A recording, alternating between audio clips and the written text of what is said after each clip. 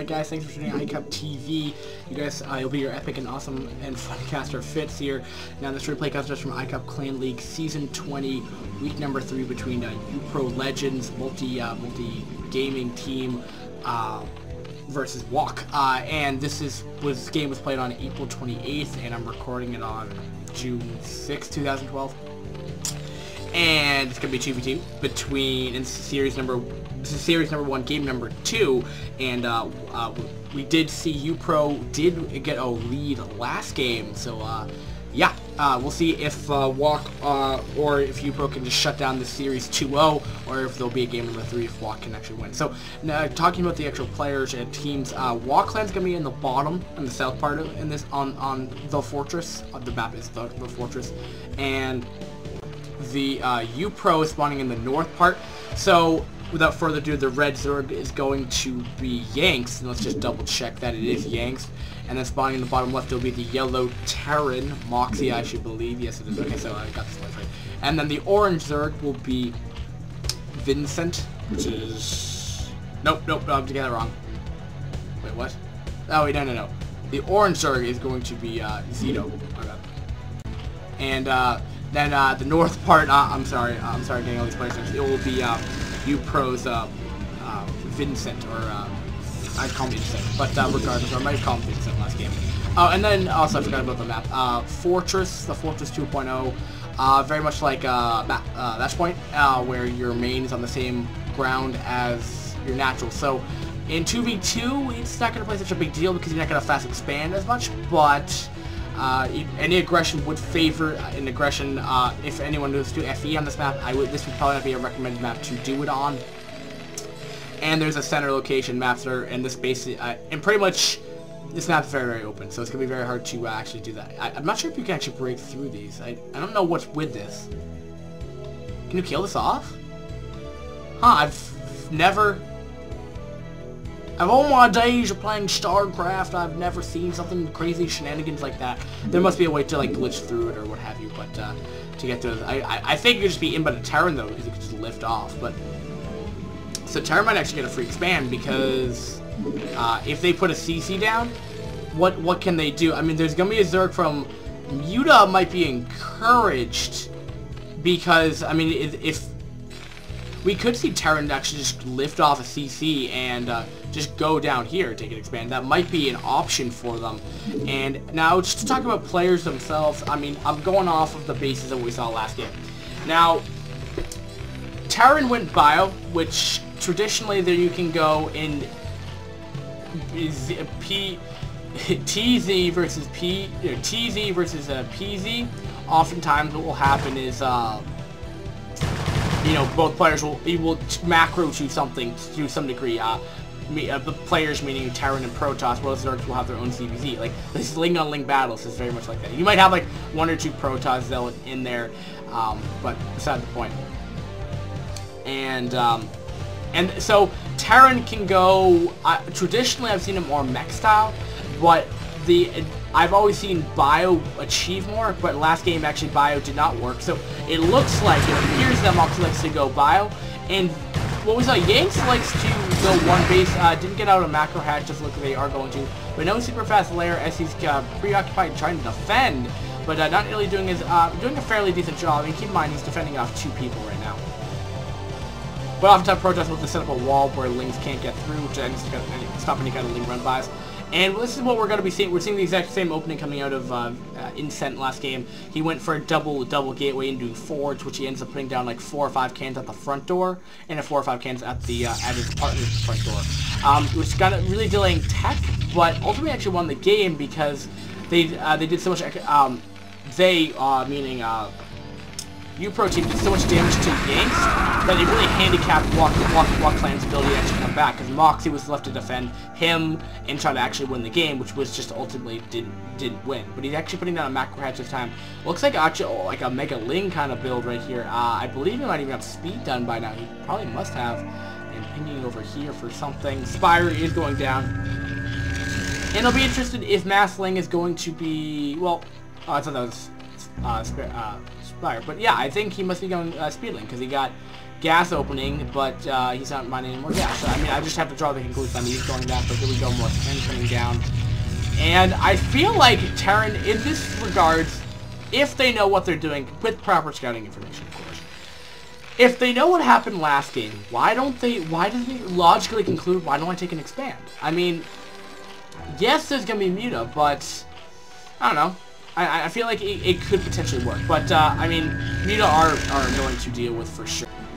And, you know, in that regard, I can understand that. I mean, I guess kind of my point. In my position, I would go take an expand, but that's not to say that it's the most logical move. But, I just can't. I mean, someone could describe this map to me, because is there something not allowing Terran just to lift off and sit here, or is it just because like you can't like lings can't run in, like you have to drop in, like it's like a match, it's like an island, a better, and it's like because like in Python, which I didn't show the whole map last time, but oh, that's a lot of lings. Oh wait, let's just defend it. He's gonna be able to clean off these reinforcing marines should be able to clean these off pretty well, and I might be able to get a links here, but man, Zealots are beefy mofos, but Stim Marines can pretty much work in a pretty good way, especially without. Did he double Stim right there? I feel like he did, maybe not, but here we go, and those elves really didn't do too much. They just lost 500 minerals. Might have been just better off to actually just attempt to just back off there instead of actually going in. Even on a 5th cannon, there is an Artosis pylon there. If he's able to go and target fire that down, that might prove to be beneficial. Again, another Artosis. Man, he's going crazy with the cannons this time. I thought he went crazy last game. But I guess just this, this is excessive. This is really too much, in my opinion. I mean, 6 minute simulator. I mean, he got it down like 4 minutes last game, which is pretty late. But he doesn't even have a cyber core down yet, which is concerning. And then we're going to be seeing, you know, Xedo. I mean, going for the Muta, but where are the Xedos? Okay, so they're finally attacking the main of Moxie here, but what are we doing now? I mean, but there's so many Marines here. I mean, look at this. Oh my goodness, like, that is like Marines everywhere, and this is why I love Bio. It's just, it's so, you can do so much early game aggression with it, you can be defensive with it, you can produce a lot, and he's off of 1 base. I mean, all you need is 3 barracks, he's not even getting, I mean, keep in mind, I mean, you're gonna need factory tech eventually, but I mean, I love Bio openings. Just for my Terran, you know, playing, I mean, I don't really play Brood War that often, but I mean, reflects in pretty much all my RTS games I've ever played. I mean, not competitively like I do StarCraft 2 or watching Brood War, but it's the ability to be so mobile, like in Age of the Empires. I'll always open up with like 10 barracks just to get a lot of stuff off here. But that's a lot of lings. It looks like they're going for a ling bust, but ling bust's not going to work here. My Bio push is not going to break through this. I'm not even sure if a Bio push is going to break through. Well, this is more susceptible, but this is way too well defended right there. But you know, I mean, Wokland has, you know, center map control. I mean, if anything comes to worst, if they can't break through the front door, then so be it. Kill, you know, play a little defensive. I mean, we'll still maintain map control, and at the same time, go expand. You know, it's gonna be annoying, but here we go. But he does have 3 4 colonies right there, but he's still going for it though. Oh, but he's still taking so much economic damage. He can win 3 4 colonies. I don't even know if that's really worth it. Oh, but oh my goodness, he should. Oh my god, Yanks is just getting the short end of the stick here, man. These Muta are just being so relentless, and he's gonna have to mine those right away. But oh my goodness, I just love how much like stuff is on the screen right now. It's kind of ridiculous. Like, I feel like even both players are like actually controlling, because oftentimes with 2v2, with at least randoms or, you know, walkovers, what happens is that, you know, both players don't communicate with each other. Here we go, they're going to be trying to break through. They look kind of in the backfield, we're actually in the front, which Program makes very, very annoying right here. Program instantly dying right here, and ooh, they're losing on the last cannon right there, and it looks like ooh, big explosion of the Overlord, and these are going to be 2 unpowered. Even though Xedo, and yeah, pretty crazy stuff. But like I was just saying beforehand, I mean, a lot of time 2v2 with random players often ends up being where both players can't communicate. Sometimes one army will attack, and then the other one will be passive. And you know, that's one problem with random 2v2s. And the benefit to being clan league, when you have your team well prepared, and your team, I think there even might be team coaches too, of what I understand about, I think 2 clan leagues back, one of my friends was their coach told them to do something, but regardless of the fact, someone told me that. Regardless, what you're just seeing there was just very, very well, I don't even know how they did it, but they somehow used all their units together. Maybe it was a hack, I don't think it was though. And there you go, buy opening does very, very well, and that ties this series number 1 between wOk and uPro Legends multi-gaming, multi-gaming, multi-pro, multi-gaming team, and very, very well done. I think, I feel like that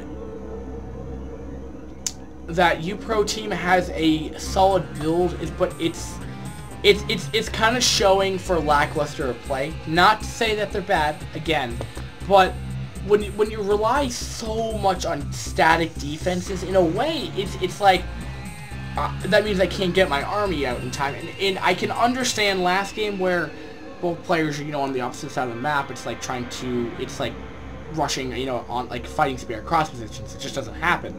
That map I can understand, but when you're, spawn locations are close to each other, I just don't see the reason why you need like 8 cannons at the front door of the third. I mean, it worked last game for sure, but I don't know. In a way, I mean, it also hinders you being able to bring out units, because I mean, the wall off is, you can't bring units out nearly as fast. But hey, what have you? I just thought it was interesting. And the one thing I'd improve on is just try to figure out a balance between the cannons. I like your strategy. It'd be the logical move I would do in 2v2, especially in Brood War when you're not sharing bases and you're kind of far off from each other. I mean, that's a very logical conclusion, and it works well, but you just want to find the balance of tech and cannons. I mean, you put down a 6-minute and like 30-second simulator this game, Moxie. I mean, wcent, and that it really wasn't very, very good. So, without further ado, we'll be going to game number 3, because that ties up the series. And guys, thanks for watching iCupTV, and keep it real, guys, and have a nice day. Peace.